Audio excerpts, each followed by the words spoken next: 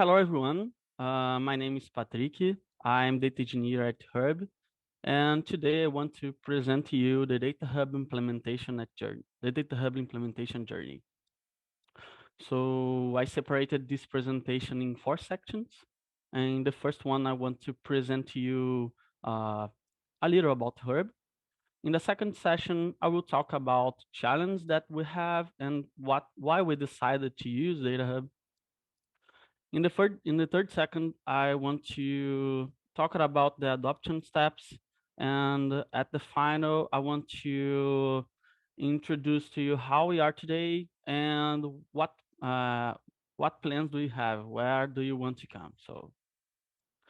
So talking a little about Hurb, we are a Brazilian online travel agency, and we offer travel deals that include hotel accommodations, activities, and travel packages. Travel Package is a unique worldwide product that offers an affordable and flexible way to travel. So basically, the traveler just needs to choose dates in the future where he wants to travel, and Herb takes care of everything for him. But how this is possible, and what are the challenges involved? So Herb counts on a solid data-driven culture across the company and a team with data analysis, data scientists, machine learning, and data engineers that is growing and working hard to build a secured framework for the company decision making. With that, we have to deal with different issues in our daily routine. So I want to present to you some challenges that we have and just to briefly describe them. So one of them is the fast growing data assets. So as our company grows, new solutions are created and to meet company aims. And this is very related to the complex data platform. So new solutions may require new technologies or new data integrations. Talk a little about resource cataloging a data assets discovery. The question is, uh, what's the value to have many data assets if you cannot find them or discover their purpose? So this is a problem. There's a huge problem that we had. Um, and the traceability of data origin is basically it plays an important role when strategic decisions rely on information or data. So with traceability of data origin, we can find and discover how data was transformed, if it was transformed correctly, and if the data has load to a specific location. And the final, the most important one is building a single source of truth. Uh, in Hurb, we deal with different services, and our primary services are Metabase and BigQuery. So we can catalog our assets within these two different services, but uh, catalog different assets in using distinct services can cause metadata inconsistencies. So with these problems, with this challenge in mind, we started to think about a data governance project. So the first steps was to create a project requirements documentation. So this documentation consolidates all the requirements in a clear and concise manner. Uh, so the idea was to how can I say, was to map problems and expectations from the tool, like how users will use the platform, how can we engage collaborators to use the platform, how applications will communicate, and other questions.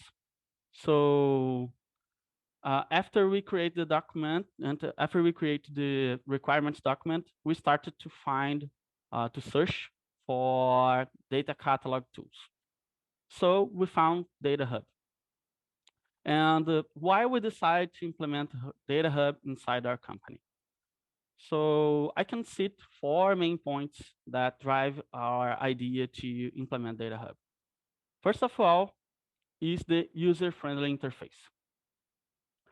We have a solid self-service culture inside the company. So we want to permit any collaborator to access and navigate our services uh, in a unique platform.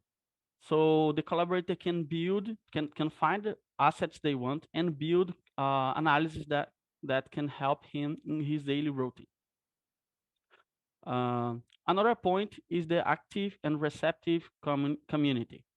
So it's very important at the implementation journey to have a helpful community because it's give you the assurance that if you have any problem, you will find you will find help fast.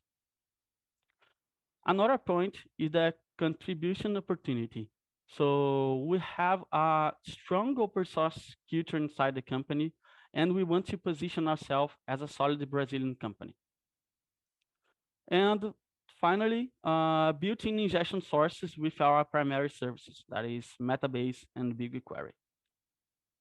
So I summarize the journey in these steps. First, we started with the POC phase. After we start to host our DataHub instance. And with the DataHub instance inside our Kubernetes cluster, we start the customization phase. And finally, we'll present to you how is our integration stack today. So in the POC phase, we tested all available features at the moment and integrations with our primary services like BigQuery and Metabase. And it's important to note that we use VMs to deploy the DataHub using custom Docker Compose files. So with custom Docker Compose files, we could change environment variables to test different behaviors of the DataHub. This phase was important because of decisions that we make for the future. So one of the most important was to disable the front-end ingestion. So we want to use DataHub as a source of truth. So the ingestion through UI was not an exciting feature for us since we could control the ingestion through backends. And that's why we decide to orchestrate our ingestion with Apache Airflow.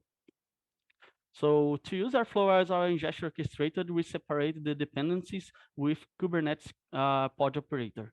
So Airflow just needs to start pods and provide the parameters for the execution.